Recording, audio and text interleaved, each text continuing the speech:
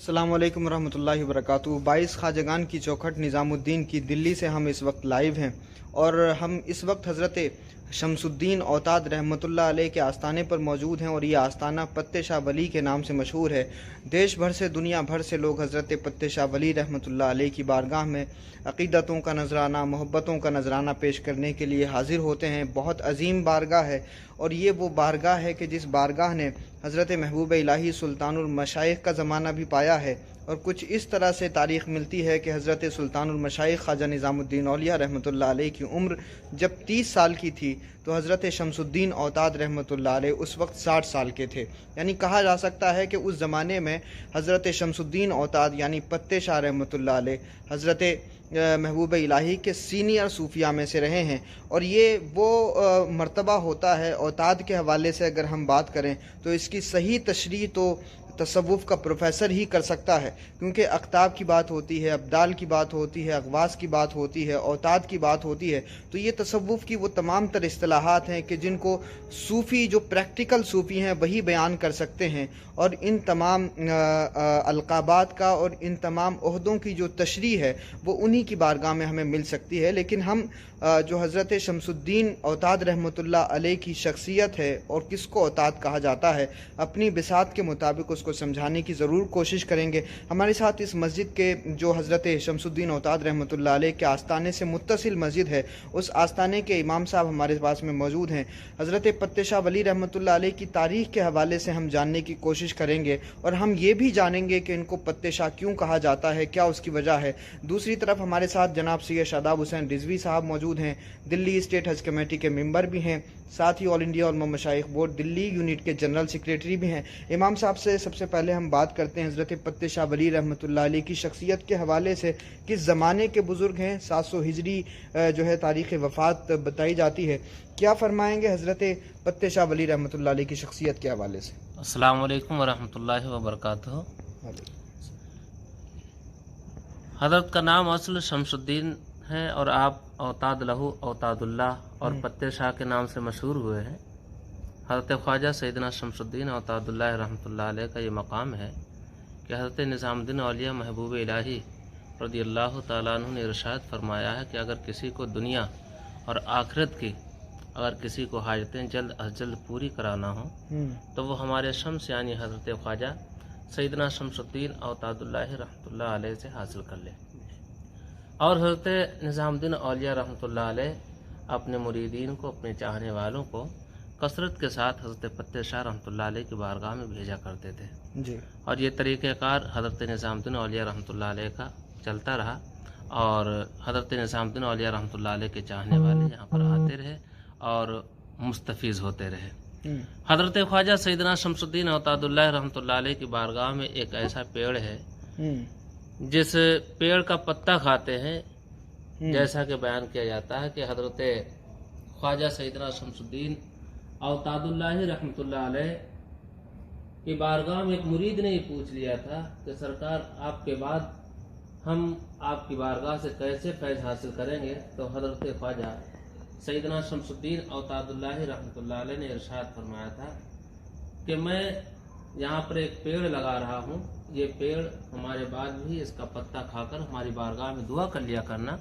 तो अल्लाह तबारक व तआला हमारे आस्थाने की बरकत से और इस पत्ते के खाने की बरकत से अल्लाह तबारक व तआला दुआओं को तुम्हारी कबूल कर लिया करेगा जी। लिहाजा इसी को मलहूज़ खातिर रखते हुए देश भर के नहीं बल्कि पूरी दुनिया के लोग यहाँ पर पत्ते शाह रहमतुल्लाह अलैह के पेड़ का पत्ता खाने के लिए आते हैं। जिनकी औलादें नहीं होती या कारोबार से मायूस होते हैं, दुनियावी तौर पर जिनके कुछ भी वसाइल नहीं होते हैं, तो वो यहाँ पर पत्ता खाकर हज़रत निज़ामुद्दीन औलिया रहमतुल्लाह अलैह के फरमान के मुताबिक आकर पत्ता खाकर हज़रत ख्वाजा सैयदना शमसुद्दीन औतादुल्लाह रहमतुल्लाह अलैह के बारगाह से फैज़याब होते हैं। और वो कुछ ही दिनों के बाद पत्ता जब खाकर जाते हैं तो बामुराद होकर खुश होकर लौटते हैं यहाँ पर।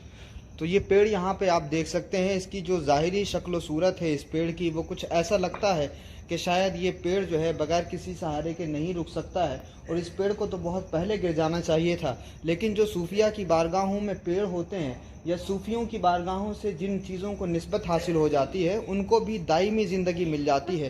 اور آپ دیکھیے ظاہری شکل و صورت میں یہ پیڑ اتنا کمزور ہے کہ اگر کسی عام جنگل میں ہوتا تو یقیناً اس پیڑ کا وجود باقی نہ رہا ہوتا، لیکن اللہ کے ایک مقدس ولی حضرت شمس الدین اوتاد رحمۃ اللہ علیہ کے آستانے سے اس کو نسبت حاصل ہے اور انہوں نے خود اپنے مقدس ہاتھوں سے اس پیڑ کو لگایا ہے، تو جڑیں آج بھی مضبوط ہیں اور اس پیڑ کے پتے کھا کر کے لوگ آج بھی جو ہے اپنی مرادیں مانگ رہے ہیں اور اپنی قسمت چمکا رہے ہیں۔ جناب سید شاداب حسین رضوی صاحب ہمارے پاس ہیں، جی فرمائیں۔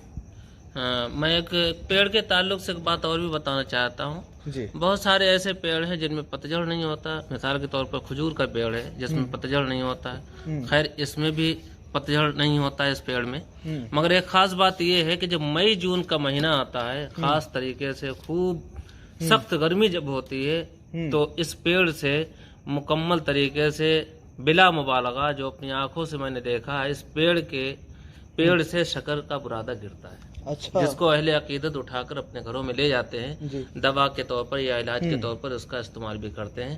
اور یہاں پر جب سخت گرمی ہوتی ہے تو یہاں پر چیٹیاں اور چینٹے اور مکھیاں بہت زیادہ کثرت سے ہوتی ہیں، روزانہ دھلائی ہوتی ہے، جی کیونکہ جو ہے جب زیادہ ہو جاتی تو پیر یہاں پر چپکنے لگتے ہیں۔ یہ بلا مبالغہ یہ حضرت خواجہ سیدنا شمس الدین اوتاد اللہ رحمۃ اللہ علیہ کے نظر کرم کی بات ہے یقیناً جو اس پیڑ سے شکر گرتی ہے۔ یہ بہت اہم بات ہے۔ بزرگوں کی بارگاہوں سے کہیں پانی کو نسبت حاصل ہے، مخدوم سمنہ کی چوکھٹ پر آپ دیکھیے تو وہاں نیر شریف موجود ہے، سبحان اللہ، رنگ اس کا بھلے ہی ہرا ہے لیکن اس کے باوجود بھی اس کی کائی کو کھا لینے سے شفا اللہ رب العزت دیتا ہے، اور اس پانی کو پینے سے بہت ساری بیماریاں، جن بیماریوں کا کہیں علاج نہیں ہو سکتا، لا علاج بیماریاں ہوں تو وہ ساری کی ساری بیماریاں اس پانی کے ذریعے اللہ رب العزت اسے شفا دیتا ہے۔ اور یہی اس پیڑ کا حال ہے جو امام صاحب نے بتایا، یہ ان کا اپنا آبزرویشن ہے، اپنا آنکھوں دیکھا حال ہے۔ تو بزرگوں کی بارگاہوں میں نسبت رکھنے والا چاہے وہ شخص ہو یا پیڑ ہو، دونوں کی کرامتیں ہمیں وقتاً فوقتاً دکھائی دیتی رہتی ہیں۔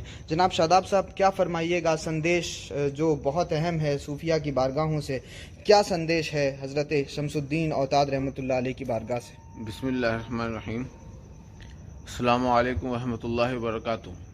میرے بھائی مختار اشرف صاحب، آپ یہ دیکھیے کہ بزرگوں کی جو بارگاہ ہیں، ابھی آپ نے ذکر کیا اس پیڑ کا اور امام صاحب نے بتایا یہاں سے شکر گرتی ہے۔ آپ یہ بتائیں کہ دنیا میں کون سا ایسا پیڑ ہے جس کے یہاں سے شکر گرتی ہو اور اس سے شفا یابی ہو؟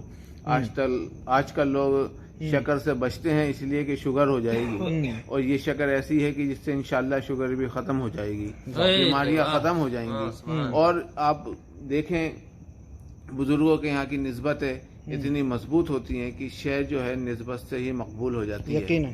تو یہ پیڑ 700 ہجری میں آپ کی وفات ہوئی، اس سے پہلے کا یہ پیڑ ہے، تو آپ یہ سوچیں کہ 1400 ہجری چل رہی ہے، 700 سال میں کوئی پیڑ بچتا ہے کیا؟ یہ حضرت کی نسبتیں ہیں، یہ نسبتیں نہیں، یہ اللہ اور اللہ کے بندے کے بیچ کے رابطہ ہے جو آج تک قائم ہے۔ اسی کے بدل یہاں شفا بھی ہے، اسی کے بدل یہاں پہ اخوت بھی ہے، یہاں محبت بھی ہے، بھائی چارہ بھی ہے۔ اور اس درگاہ میں ہندو، مسلم، سکھ، عیسائی بنا مذہب کی تفریق کے، بنا زبان کی تفریق کے آتے ہیں، فائدہ لے کے جاتے ہیں، اپنی حاجتیں پوری کرتے ہیں۔ اب آپ بتائیں کہ محبوب الہی اپنے خاص مریدین کو یہاں بھیجا کرتے تھے کہ جسے جلد رزلٹ چاہیے ہو دعا کا، وہ حضرت شمس الدین اوتاد کے پاس جائے اور وہاں جا کے دعا کرائے، تو حضرت دعا بھی فرماتے تھے اور محبوب الہی کی لاج بھی رکھتے تھے۔ حضرت کا سلسلہ جو ہے سہروردی ہے، اور سہروردی سلسلہ ہندوستان کے اندر سلسلہ چشتیہ کا ہراول دستہ رہا ہے۔ انہوں نے ہندوستان میں جو زمین کو ہموار کیا ہے، جیسے ہم کھیت میں کھیتی کے لیے ہموار کرتے ہیں زمین کو، تو وہ صحیح میں سلسلہ سہروردیہ کے لوگوں نے کیا، اور آپ نے محبوب الہی سے نسبت رکھی، محبوب الہی آئے، محبوب الہی نے آپ کی نماز جنازہ اور تدفین وغیرہ کا تمام عمل کیا۔ تو اگر ہم یہ سب چیزیں دیکھیں تو ہمیں غریب نواز کا وہ پیغام بھی یاد آتا ہے کہ محبت سب کے لیے اور نفرت کسی سے نہیں۔ اسی کو سب کو دیکھتے ہوئے یہاں پر آج کا ہرا بھرا سب علاقہ ہے، بغل میں ہمایوں ٹوم بھی ہے، محبوب الہی کی خانقاہ و چلہ بھی اسی کے پیچھے متصل ہے۔ یہاں حضرت ایک ابو العلائی سلسلے کے ایک بزرگ ہیں مولوی عبد القدیر صاحب، ان کا بھی آستانہ یہیں ہے۔ تو یہ سب لوگ انہی کی نسبت سے تو یہاں آئے، اور یہاں آئے تو فیض پایا اسی طرح سے. اور آپ نے بتایا اوتاد، تو اوتاد تو دراصل تصوف میں ایک میخ کی طرح ہوتا ہے جو اپنی جگہ قائم ہو جاتا ہے، وہ ویسا ہی رہتا ہے، کبھی نہیں بدلتا. تو اس سے ہمیں یہی سندیش لینا چاہیے کہ شریعت کی پاسداری، انسانیت اور محبت کے لیے ہمیں ایک ہی جیسا رہنا چاہیے، اس کو بدلتے نہیں رہنا چاہیے. جب تک ہم ایک طرح سے نہیں رہیں گے، اپنی جگہ قائم نہیں رہیں گے، ثابت قدم نہیں رہیں گے، استقامت میں نہیں رہیں گے، تو ہم کسی بھی چیز میں کامیاب نہیں ہو سکتے. تو بزرگوں کی آستانوں سے سب سے بڑا سندیش محبت کا ہے، پیار کا ہے، انسانیت کا ہے، اور دوسروں کے لیے فیض یابی کا ہے کہ دوسروں کے لیے آپ کیا کر سکتے ہو. وہ حضرتوں نے کر کے دکھایا، بزرگوں نے کر کے دکھایا، اور آج تک کر رہے ہیں، اور انشاءاللہ آگے بھی تا قیامت جاری و ساری رہے گا. یہ بزرگوں کے یہاں جو غوث، قطب، ابدال، یہ الگ الگ ساری اسٹیجز ہوتی ہیں اور یہ سارے عہدے ہوتے ہیں. ان عہدوں کے ماننے والے تو بہت سارے لوگ پائے بھی جاتے ہیں ہر زمانے میں، اور ان کی تعداد بھی بڑی ہوتی ہے. لیکن جو اوتاد ایک اسٹیج ہوتی ہے، اس اسٹیج کے جو عہدیداران ہوتے ہیں وہ کسی بھی زمانے میں مشکل سے 4 ہوتے ہیں، اور ان 4 لوگوں کو جو ذمہ داری دی ہوتی ہے اللہ رب العزت کی طرف سے، وہ 4 کونوں کو سنبھالنے کی ذمہ داری ہوتی ہے. اور ہم اس بارگاہ میں حاضر ہیں کہ جو اوتاد ہیں، اور انہوں نے بھی اپنے زمانے میں ایک کونے کو سنبھالا ہوا دنیا کے، اور آج بھی الحمدللہ اسی طرح سے لوگوں کو اور انسانیت کو کہیں نہ کہیں وہ سندیش اپنی خانقاہ سے دے رہے ہیں. یہاں پر خادم ہیں، بزرگ ہیں، دعائیں 52 سال سے آپ یہاں پہ خدمت کر رہے ہیں. کیا ماحول رہتا ہے حضرت یہاں کا، اور عرس کن دنوں میں ہوتا ہے؟ اس پورے مہینہ بدل دیتے، 3 سال میں 1 مہینہ بدل جاتا ہے اس کا. جی اچھا. فروری میں ہوا ہے، جنوری میں ہوا ہے. اسلامی کون سا مہینہ رہتا ہے؟ اسلام میں جمان الثانی ہے، اور 6 رجب، ان کا 6 رجب ہے، ان کا جمان الثانی ہے 7، 8، 9. اچھا اچھا. تو یہاں 2 مزارات ہیں. امام صاحب نے ہمیں بتایا کہ ایک تو حضرت شمس الدین اوتاد رحمۃ اللہ علیہ کا مزار ہے، اور ساتھ ہی ان کے بھانجے کا مزار ہے. اور بھانجے سے حضرت بڑی محبت فرمایا کرتے تھے، اس وجہ سے آخری آرام گاہ میں بھی حضرت شمس الدین اوتاد رحمۃ اللہ علیہ کے ساتھ میں ان کے بھانجے کی جو درگاہ ہے وہ موجود ہے. یہ حضرت شمس الدین اوتاد رحمۃ اللہ علیہ کی چوکھٹ ہے، اور یہ ان کے بھانجے کا مزار ہے. تو یہ سیدھی تصویریں حضرت شمس الدین اوتاد رحمۃ اللہ علیہ کے آستانے سے آپ دیکھ رہے ہیں. یہ وہی پیڑ ہے جس پیڑ کا ہم نے ابھی گفتگو کے دوران تذکرہ کیا، اور اس آستانے میں جو وسعت ہے وہ آپ کو دیکھنے کو مل رہی ہے. برابر میں مسجد بھی ہے. صوفیہ کی خانقاہوں میں مسجدوں کا انتظام اس لیے ہوتا ہے تاکہ بندے آئیں تو اپنا روحانی پیٹ بھر لیں، اور ساتھ ہی دسترخوان کا اور لنگر کا بھی انتظام ہوتا ہے کہ بندگان خدا آئیں اپنا ظاہری پیٹ بھریں. مسجد میں صرف مسلمان جاتے ہیں، لیکن دسترخوان پر کھانا کھانے والے ہندو بھی ہوتے ہیں، مسلمان بھی ہوتے ہیں، سکھ بھی ہوتے ہیں، عیسائی بھی ہوتے ہیں.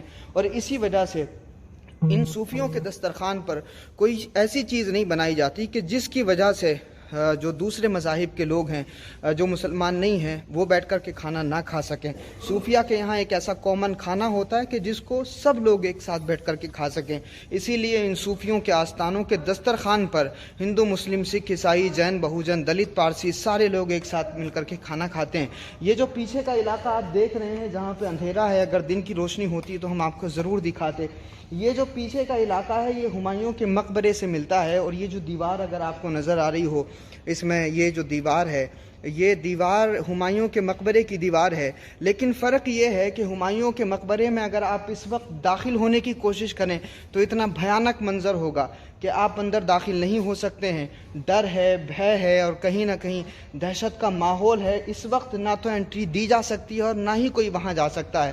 لیکن رات کے اس وقت میں بھی، اور رات سے اگر یہ وقت اور بھی بڑھ جائے، 2-2:30 بجے کا وقت ہو، 3 بجے کا وقت ہو، تب بھی بندگان خدا آتے ہیں.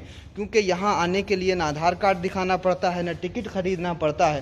بندگان خدا یہاں وہ لینے کے لیے آتے ہیں جو دبئی کے مال میں نہیں مل سکتا، جو واشنگٹن میں نہیں مل سکتا، جو سعودی اور جو ہے دنیا کے بڑے بڑے بازاروں میں نہیں مل سکتا. اور وہ ہے انسان کے دل کا سکون تلاش کرنے کے لیے بندگان خدا ان صوفیوں کی بارگاہوں میں آتے ہیں. اور اسی وجہ سے ہمیں ان آستانوں پر چاہے وہ رات ہو یا دن ہو بندگان خدا دکھائی دیتے ہیں. اور یہ مزار جس کا تذکرہ ہمارے سید شاداب حسین رضوی صاحب نے کیا، یہ مزار انہی حضرت مولانا حضرت عبدالقدیر ابو العلائی رحمۃ اللہ علیہ کا ہے. اور یہ ان کا شجرہ پورا اوپر سے نیچے تک آپ کو دکھائی دے گا. یہ ہے شجرہ. आका अलैहिस्सलातु वस्सलाम से ये नीचे तक जो शिजरा हज़रत हाफिज़ मौलवी मुंशी अब्दुल कदीर देहलवी का है, ये आपको दिखाई देगा। और फिर साथ ही अगर आप यहाँ कभी विज़िट करें तो आपको ये भी पता चलेगा कि इसमें उनकी दरगाह के मेन गेट पे जो शेर लिखा हुआ है, ये शेर अक्सर कव्वालियों में पढ़ा जाता है। जहाँ पर खानकाही कव्वाल हैं वो ये शेर ज़रूर पढ़ते हैं, आफाखा गर्दी दाम महरे बुता वर्जी दाम बिस्यार खूबान दी दाम लेकिन तू चीज़ें दीगरी। तो खानकाहों में कव्वाली भी होती है, खानकाहों में अल्लाह के रसूल की बारगाह में खिराज अक़ीदत भी पेश किया जाता है, और सूफिया की बारगाहों में हमें ये मिलता है कि बंदों से कैसे रिश्ते रखे जाएं और अल्लाह से ताल्लुक़ कैसे मजबूत किया जाए। इस संदेश के साथ कि आप अगर दिल्ली आते हैं तो एक मरतबा हज़रत पत्ते शाह रहमतुल्लाह अलैह की बारगाह में आकर के ज़रूर यहाँ अपने लिए दुआएं करें। महबूब इलाही के आस्थाने से आधा किलोमीटर का फ़ासला है। हुमायूं के मकबरे के पीछे हज़रत पत्ते शाह वली रहमतुल्लाह अलैह की ये चौखट है, और थोड़ा सा आगे जाकर के सुल्तानुल मशाइख महबूब इलाही का वो चिल्ला है जहाँ पर बैठ कर के हज़रत इबादत किया करते थे, जहाँ पर बैठ कर के हज़रत जो है रियाज़तें और मुजाहिदात किया करते थे, और सुल्तानुल मशाइख पत्ते शाह वली रहमतुल्लाह अलैह को सलाम करके आगे बढ़ते थे।